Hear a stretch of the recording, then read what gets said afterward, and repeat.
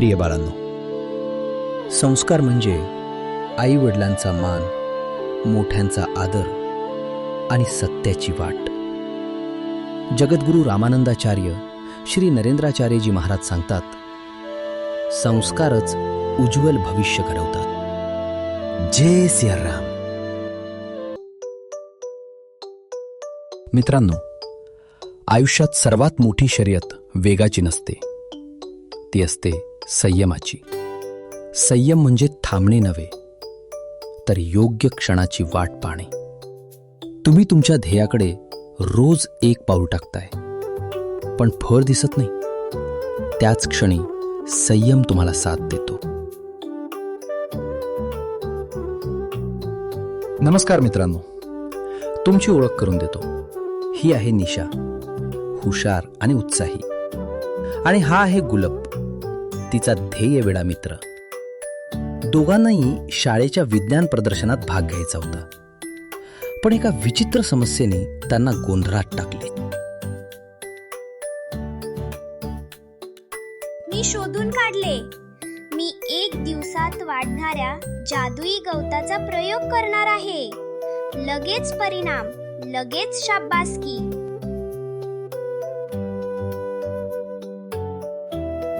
मी एक विशेष बीज लावत आहे, दादाजींनी सांगितले.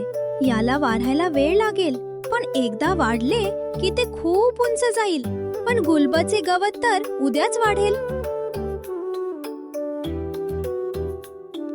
3 दिवस झाले. गुलबच्या गवतानं प्रदर्शनाचा अर्धा भाग व्यापला, पण निशाचे बांबूचे बीज ते अजूनही जमिनीच्या आतच होते.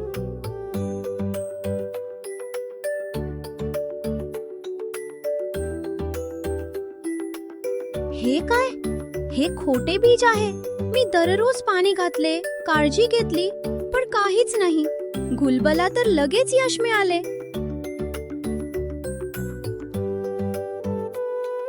निराश झालीस बाळा?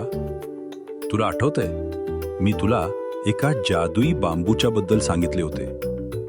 आता त्याची गोष्ट ऐकण्याची वेळ आली आहे. हे बीज जगातील सर्वात वेगाने वाढणाऱ्या झाडांपैकी एकाचे होते. पण या वेगामागे एक मोठं रहस्य होतं.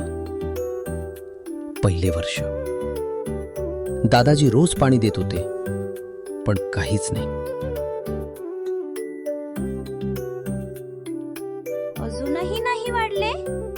दादाजी, हे तर वेळेचा अपव्यय आहे. 1 वर्ष वाया गेले. अजूनही ते बांबूचे बीज उगवले नाही. तुम्ही एवढा वेळ का वाया घालवत आहात? माझ्या मित्रा, जे वर दिसत नाही तेच खाली खूप महत्वाचे असते. हे बीज त्याची मुळं मजबूत करत आहे. त्यानं जमीन तोडली नाही, कारण त्याची मुळं तयार नव्हती. मला फक्त धीर धरायचा आहे. मुळांची ताकद यशाचा पाया असते.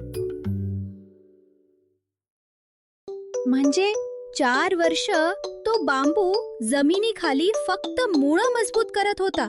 त्याला आकाशाला भिडायचे होते, म्हणून त्याने आधी जमिनीवर मजबूत पकड मिळवली.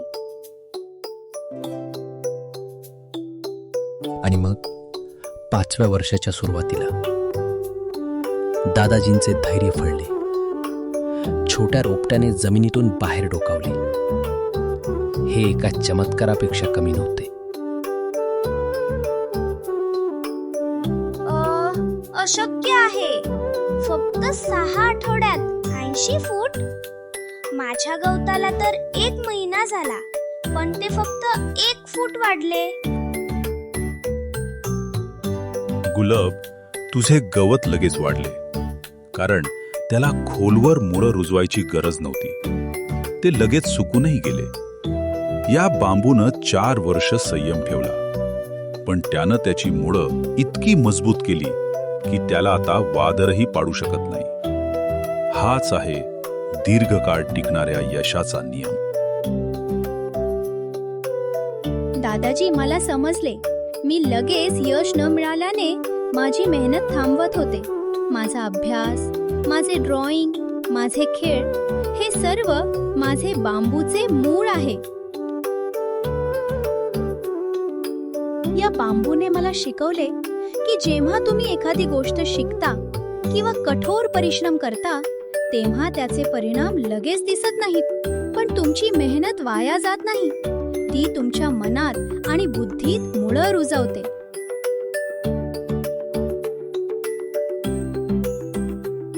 माझे गवत लगेच वाढले, पण माझी कथा संपली.